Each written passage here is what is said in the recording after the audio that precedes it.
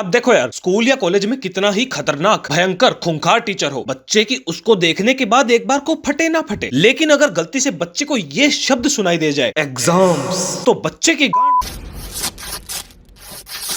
इतना प्रेशर दुनिया के किसी कुकर में नहीं होता जितना एग्जाम्स के टाइम किसी बच्चे पर होता है, चाहे उसने पढ़ रखा हो या ना पढ़ रखा हो, गांड तो जरूर फटती है। और आज हम बात करने जा रहे हैं कि एग्जाम्स के टाइम पर एक मासूम बच्चे पर क्या गुजरती है। तो लेट्स गो।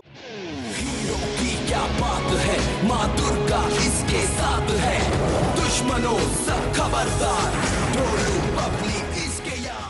एग्जाम्स के कुछ दिन पहले वो होशियार बच्चे, टॉपर बच्चे, शर्मा जी के लौंडे इतना दबा के पढ़ते हैं जिसका कोई हिसाब नहीं। ये बच्चे एक ही बुक का 10 बार रिवीजन कर चुके होते हैं और फिर भी कहेंगे कि यार मेरे को कुछ नहीं आता यार, मैं क्या करूं। और फिर यही बच्चे रिजल्ट वाले दिन कहेंगे कि मेरा 1 नंबर कहां कट गया। ये किताबों को इतना पढ़ चुके होते हैं कि भगते टाइम ये लेंडा भी 45 डिग्री पे गिराते हैं। और रही बात बैक बेंचर्स की, इन्हें एक दूसरे में उंगल करने से फुर्सत हो तभी तो इनका एग्जाम का पता चले। एक दूसरे सेक्शन की मीना को पटाना चाह रहा है, एक ऑलरेडी 10th क्लास से अपना दिल तोड़वा के बैठा है, और एक तो पता नहीं जैसे गांजे की खेती करता है, हर तीसरे दिन उसके हाथ में जॉइंट दिखेगा। अब बात करें अगर बैक बेंचर्स की पढ़ाई की, तो जो पैसे किताबों के लिए आते हैं वो दोस्तों की बियर में चले जाते हैं, और जो पैसे कॉलेज की फीस के लिए आते हैं वो इधर उधर घूमने में। और ये इतने हरामी हैं उसके बाद भी पास हो जाते हैं। वहां टॉपर ने चाट चाट के किताब के पन्ने गीले कर दिए, और यहाँ ये लोग रात को पबजी खेल रहे थे। इनको एग्जाम के 1 घंटा पहले पता चलता है कि एग्जाम किस चीज का है। अब एक कहावत है, नकल के लिए अकल की जरूरत होती है। हमारे बैच में एक ऐसा बच्चा हुआ करता था जो पूरी किताब की जीरोक्स लेके आया करता था, और वो इतना महान था कि वो किताब को खोल के नहीं देखता था। अगर उसने अपनी जिंदगी में कभी किताब खोली है तो वो तब जब उस सब्जेक्ट का एग्जाम चल रहा है। बेचारा हर बार पकड़ा जाता था, वो पेपर छोड़ के क्वेश्चन ढूंढने में लग जाता था। एग्जाम के टाइम अपना रूम नंबर और सीट नंबर पता चलने के बाद बच्चे क्लासरूम की तरफ ऐसे भागते हैं जैसे कोई पुरस्कार मिलेगा।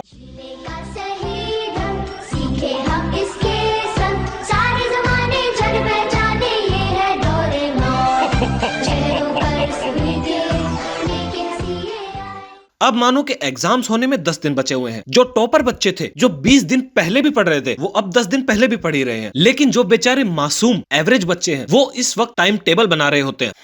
मैं 5 बजे उठूंगा, 5:30 चाय पीऊंगा, 6 बजे हगूंगा, 7 बजे नहाऊंगा, 8 बजे पढ़ूंगा, 9 बजे पावर नैप लूंगा। यस। और रही बात हमारे बैक बेंचर्स की, उनका तो एक ही स्लोगन है, स्कूल की करके छुट्टी, बिस्तर में मारूं मुट्ठी।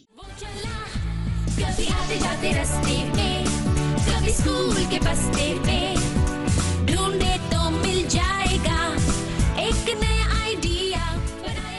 अब वो दिन आ चुका है जिस दिन तुम्हारा एग्जाम है। अब यहाँ भी 2 तरह के बच्चे होते हैं। पहले तो वो जिनकी एग्जाम के बारे में सोच सोच के इतनी फट चुकी होती है कि समेटने में ही नहीं आती, और एक तरफ होते हैं वो जो एकदम एंजॉय कर रहे होते हैं, क्योंकि उन्हें पता है कि बर्बाद तो तुम हो चुके हो, क्यों ना थोड़े मजे मार लिए जाएं। अब एग्जाम के टाइम जब तुमने पेपर देखा, तुम्हारी फटी, तुमने अपने दोस्त की तरफ देखा, वो लिख रहा है, तुम्हारी और फटी, और अब तुमने अपने सबसे चूतिए दोस्त की तरफ देखा और वो भी लिख रहा है, तुम्हारी और फटी। कसम से ऐसे दोस्तों से दूर रहो। अब मानो कि एग्जाम खत्म हो चुका है और सब बाहर निकल रहे हैं, तब एक शिक्षित वेल एजुकेटेड बच्चा एक दूसरे शिक्षित बच्चे से कहेगा कि छठे क्वेश्चन का आंसर 2.2 नहीं 2.1 था। और एक तरफ था वो बैक बेंचर जो आंसर में ओबामा बिन लादेन लिख कर आया था। और असली दुख तो जब होता है जब तुम पूरे कॉन्फिडेंस से एग्जाम देकर बाहर आते हो, वो भी ये सोचकर कि तुमने पूरा पेपर कर दिया, और फिर तुम्हें अचानक से पता चले कि क्वेश्चन पेपर के पीछे भी कुछ था। भाई आज कोई कुछ नहीं कह सकता, तेरे भाई ने पूरा पेपर कर दिया। हाँ भाई सही कह रहा है, और पीछे वाली साइड तो और भी आसान थी। क्या? हाँ।